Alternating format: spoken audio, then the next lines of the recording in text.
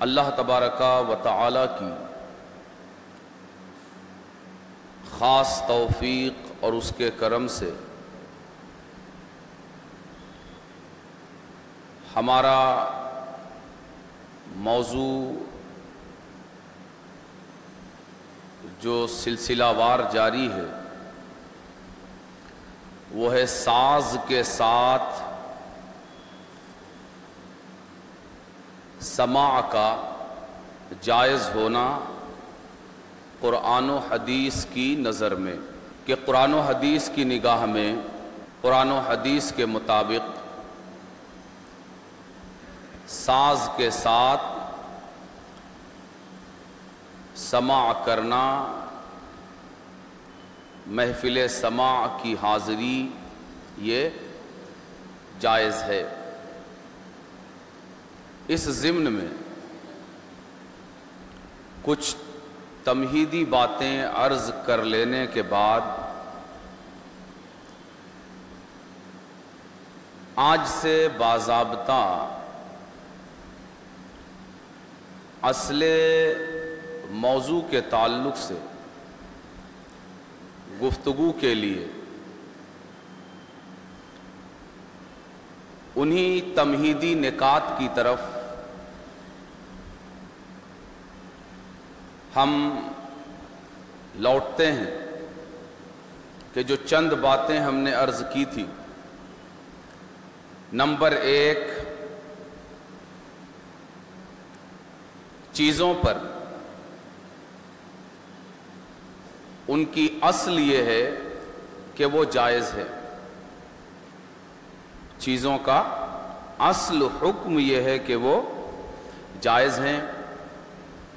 Number دو، انہیں ناجائز اور حرام کہنے کے لیے دلیل چاہیے۔ نمبر تین، دلیل اصالتاً بنیادی طور پر قرآن و حدیث کی صحیح اور صریح حدیث ہونی چاہیے۔ اور چوتھی چیز یہ کہ حرام کی دو قسمیں ہیں، حرام لذاتہ اور حرام لغیرہ۔ اس میں گفتگو کا آغاز یہاں سے ہے کہ ایک فقہی قاعدہ ہے، الاصل فی الاشیاء الاباحہ،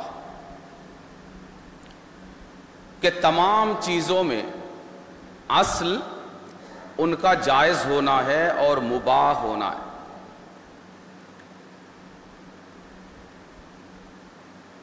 اور یہ قاعدہ فقہاء کرام رضوان اللہ تعالی علیہم اجمعین نے قرآن پاک اور احادیث نبویہ کی صحیح اور صریح دلیلوں کی بنیاد پر اخذ کیا ہے۔ فقہاء کرام رضوان اللہ تعالی علیہم اجمعین کے یہاں کچھ قواعد ہیں جن پر وہ مسائل کی تفریع کرتے ہیں، مسائل کو جن کے مطابق وہ بیان کرتے ہیں۔ گویا کہ یہ کہہ لیجئے کہ یہ ترازو ہے۔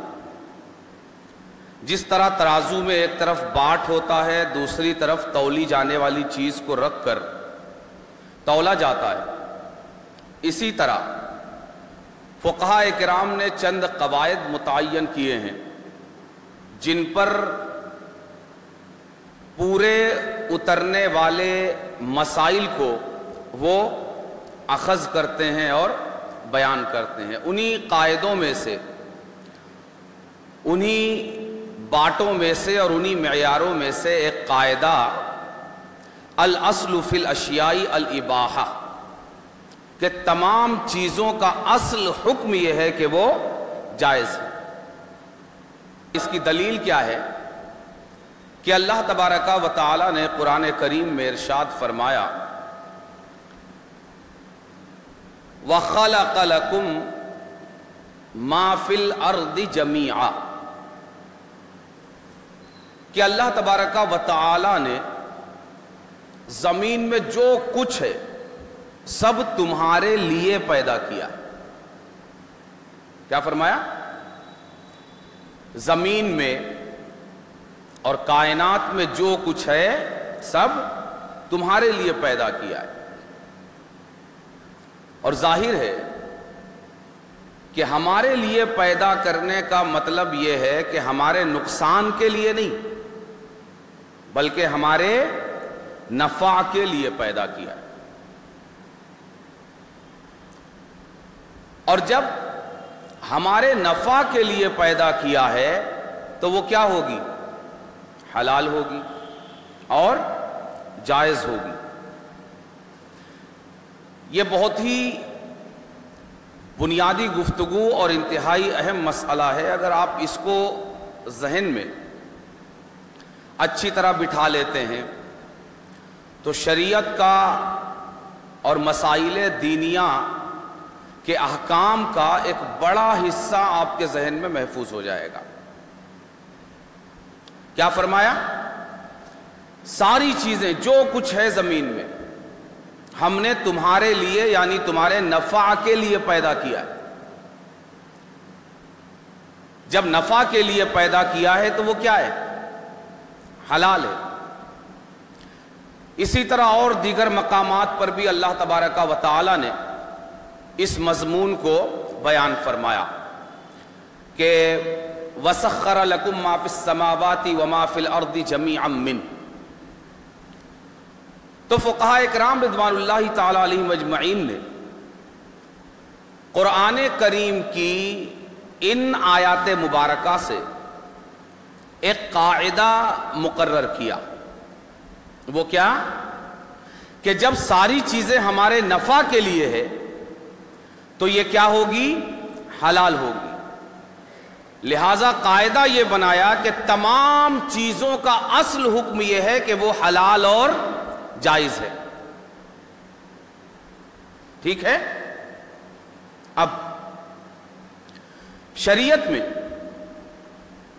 6 طرح کے احکام ہیں.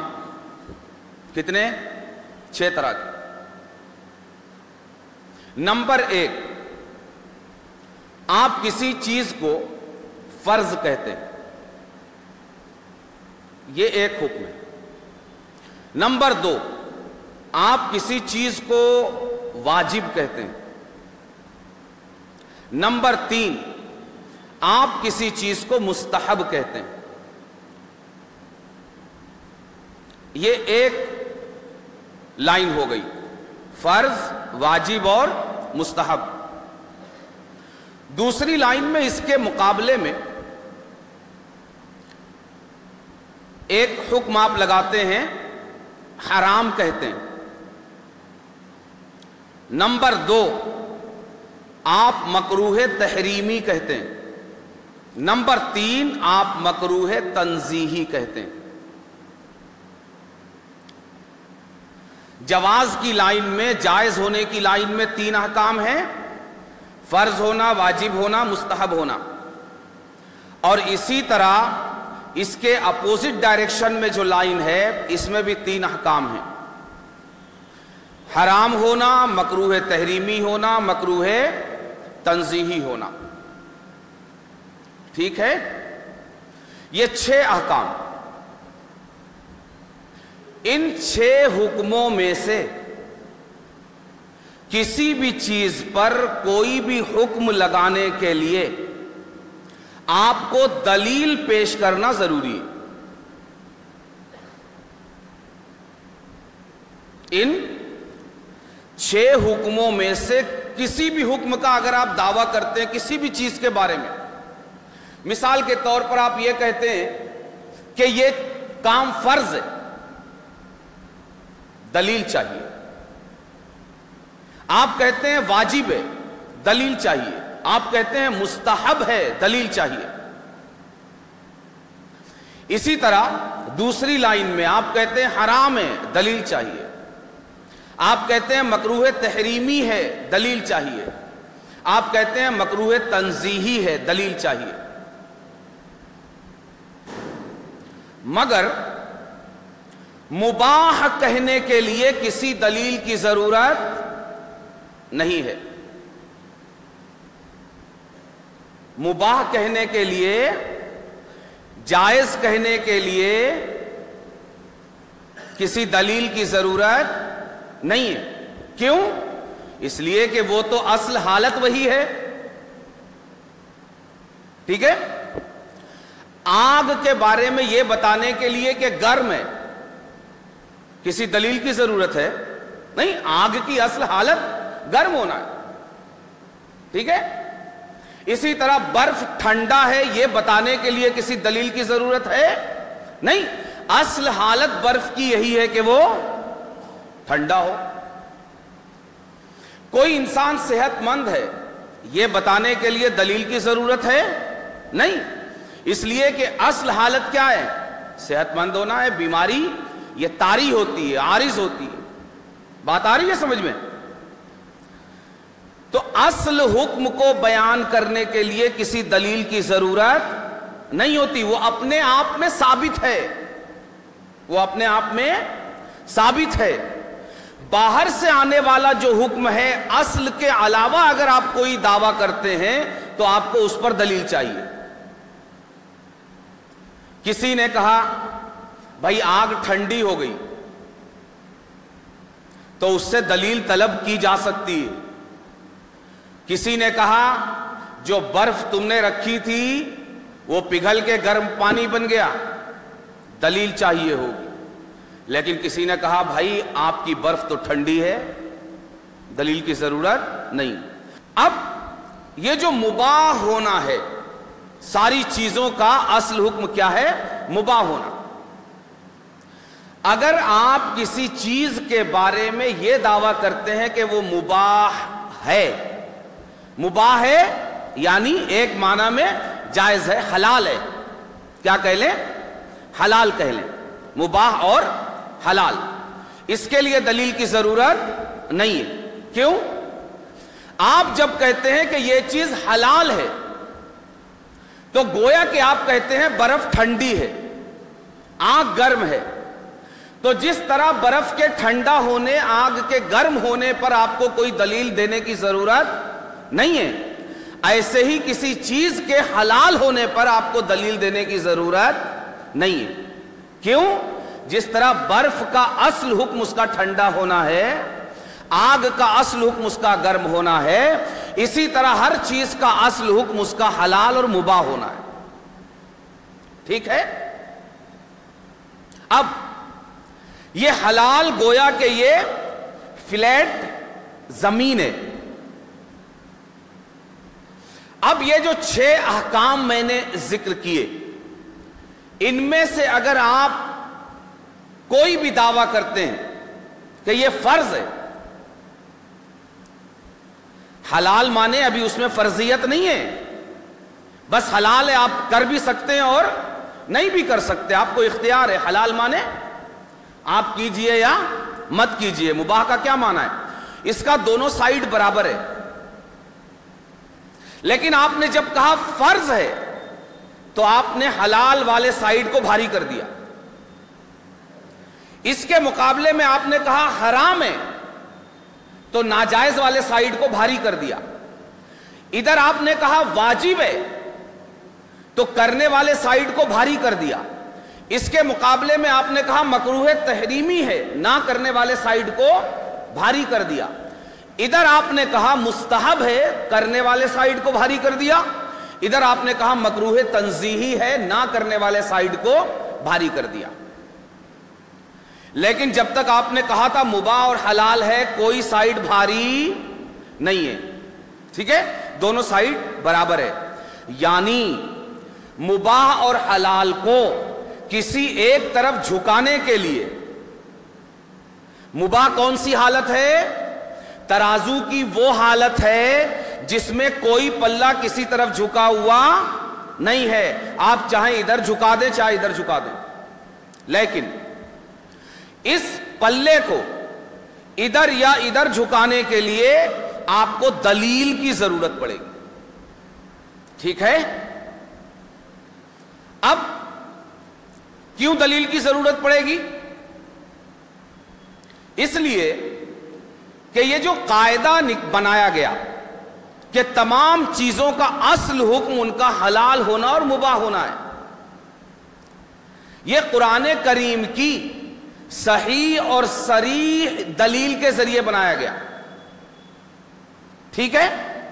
تو اب اگر آپ کہتے ہیں کہ اس قاعدے میں یہ چیز داخل نہیں ہے تو اس سے نکالنے کے لیے بھی آپ کو صحیح اور صریح دلیل چاہیے. بات آ رہی ہے سمجھ میں؟ ہاں.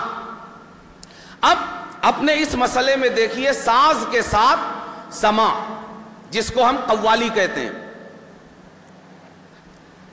ہمارا دعویٰ یہ ہے، اور ہمارا نہیں، امت کی بڑی عظیم شخصیات کا،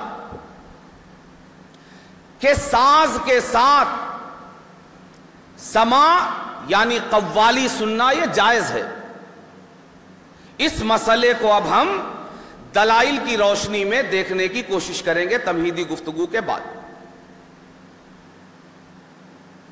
حضور آقا کریم صلی اللہ علیہ وآلہ وسلم کے تشریف لانے سے پہلے، اعلان نبوت سے پہلے، ساز یہ موجود ہے. ساز کوئی نئی چیز نہیں ہے. کچھ چیزیں تو وہ ہے نا جو نئی ایجادات ہیں، جیسے یہ مائک ہے، یہ سرکار کے زمانے میں نہیں تھا. کیمرہ ہے، یہ سرکار کے زمانے میں نہیں تھا. مگر ساز یہ سرکار کے زمانے میں کیا، سرکار کے زمانے کے پہلے سے موجود ہے. ٹھیک ہے؟ اور عام رواج ہے اس کا، ساز کا استعمال عام ہے سرکار کے تشریف لانے اور اعلان نبوت کے پہلے ہی سے. اب سرکار کے زمانے کے پہلے سے ساز ہے، بج رہا ہے. اب سرکار تشریف لائے، اعلان نبوت فرمایا. ٹھیک ہے؟ کیا فرمایا؟ اعلان نبوت فرمایا. اعلان نبوت کے بعد آپ کتنے سال تک اپنی ظاہری زندگی میں احکام شریعت بیان کرتے رہے؟ 23 سال. کتنے؟ 23 سال. اب دیکھیے یہ ساز سرکار کے پہلے سے چلا آ رہا ہے. سرکار کے زمانے میں بھی کس حکم پر ہے؟ کہ ہر چیز کا حکم حلال ہے، اس پر ہے. ٹھیک ہے؟ اب یہ اپنی اصل حالت پر چلا آ رہا ہے. اب اس کے فرض ہونے کے لیے، واجب ہونے کے لیے، مستحب ہونے کے لیے، دوسری طرف حرام ہونے کے لیے، مکروہ تحریمی ہونے کے لیے، مکروہ تنزیہی ہونے کے لیے قرآن یا حدیث سے نیا حکم چاہیے. بات آ رہی ہے سمجھ میں؟ سرکار کے پہلے سے یہ چیز چلی آ رہی ہے. تو اب اگر اسلام اس پر کوئی نیا حکم لگاتا ہے،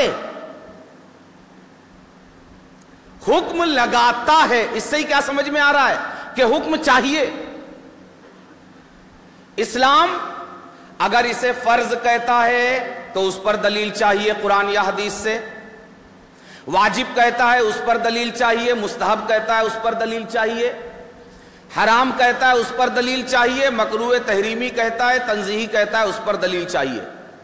ٹھیک ہے؟ اور اگر یہ کچھ بھی نہیں کہتا تو یہ کیا رہے گا؟ اپنی اصل حالت پہ حلال رہے گا. تو اب جو حلال کہتا ہے ساز کے ساتھ قوالی سننے کو، اسے کسی دلیل کی ضرورت ہے؟ الگ سے کسی دلیل کی ضرورت نہیں ہے. دلیل کی ضرورت اس کو ہے جو کہہ رہا ہے کہ یہ اپنی اصل حالت پر نہیں ہے جس حالت پر آ رہا تھا، بلکہ اسلام نے اسے نیا حکم دیا ہے. بات آ رہی ہے سمجھ میں؟ ہاں. یہاں تک اگر آپ نے بات سمجھ لی تو ہماری گفتگو کا ایک پڑاؤ مکمل ہو گیا. وہ کیا ہے؟ حضور آقا کریم صلی اللہ علیہ وآلہ وسلم کے زمانہ اعلان نبوت کے پہلے سے ساز موجود ہے، اور سرکار کے زمانے میں بھی موجود ہے. ابھی ہم آگے دلائل اس پر دیں گے کس طرح موجود ہے. سرکار کے گھر میں موجود ہے، سرکار کے گھر میں بج رہا ہے، وہ ہم آگے عرض کریں گے. لیکن سرے دست ہم یہ بتا رہے ہیں کہ ہمارے اس دعوے کے لیے دنیا کی کسی دلیل کی ضرورت ہی نہیں ہے. بغیر دلیل کے ہماری ساز کے ساتھ قوالی کا حلال ہونا ثابت ہے. ہم یہ عرض کرنا چاہ رہے ہیں آج، اگر قرآن کریم کی کوئی آیت نہ بھی ہو اس کے جائز ہونے پر، کوئی حدیث اس کے جائز ہونے پر نہ بھی ہو، تب بھی اپنے اصل حکم کی بنیاد پر یہ جائز ہے. بات سمجھ میں آ رہی ہے؟ کیوں؟ اس لیے کہ تمام چیزوں کا اصل حکم یہ ہے کہ وہ حلال ہے، اور ساز بھی ایک چیز ہے. تو جب تک شریعت اس پر نیا حکم نہیں لگاتی اصل حکم باقی رہے گا. اصل حکم پر باقی ہونے کے لیے کسی دلیل کی ضرورت نہیں ہے. اب جو کہتا ہے کہ شریعت نے اس پر نیا حکم لگایا ہے اس کے ذمہ دلیل ہے.